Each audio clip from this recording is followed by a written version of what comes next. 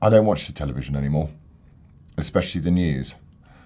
I reached a point where I couldn't marry what was happening in conversations I was having with the public with what was being relentlessly shunted out by almost every single mainstream media broadcaster, especially the BBC, an institution paid for by the public, spending its every waking hour mocking and ridiculing the society that exists to represent and uphold. The old adage, if it bleeds, it leads, has been replaced with a new one: the bigger the lie, the higher it flies. Heresies of yesterday, things that would have had you flung off social media, scoffed at in print and polite society, have topsy-turvied. Tomorrow's truths are yesterday's lies, and yesterday's lies are tomorrow's truth. Wet market to Wuhan lab. Don't wear a mask. Do wear a mask. Don't wear a mask. Once the elderly are protected, we can get back to normal, to jabs in schools. It's a roller coaster of confusion and disinformation. Those with open minds, crucial balancing voices of dissent, are labelled conspiracy theorists, mocked and ridiculed by this spiralling narrative. You must conform to the official version. The fact that the official version changes every 5 seconds be damned. It's a price you must pay to regain your freedom. 3 weeks to flatten the curve. To vaccine passports, will they, won't they? Fuel crisis, no fuel crisis. That's the game, I feel. Keep the population in a constant state of confusion and fear, and you have a population so easy to control. A population divided against itself and giving breath to their basest instincts. No wonder there is so much anger with the media. As one narrative starts to unravel, people begin to feel resentful. Promises made and then broken, people feel resentful.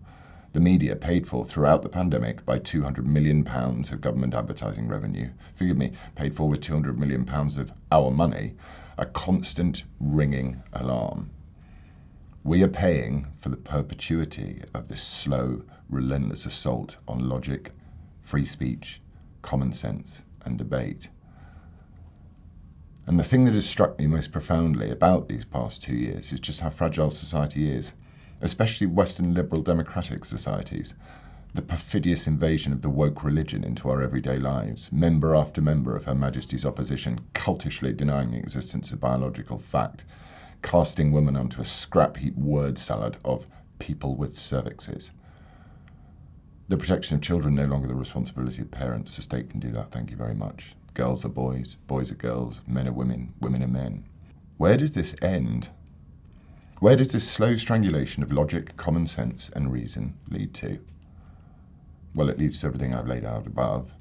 A divided and demoralised society, the likes of which haven't been witnessed since that last sad winter of discontent.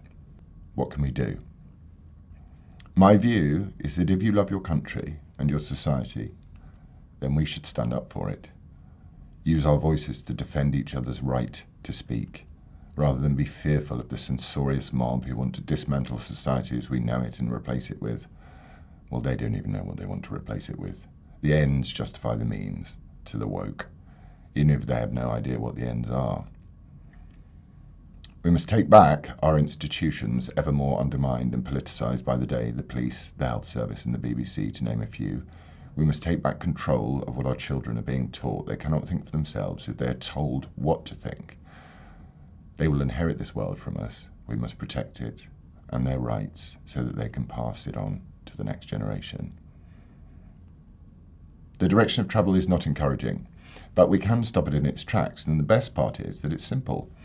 All you have to do is stand your ground, speak your mind, use your voice, be free, and speak freely, whilst that remains legal.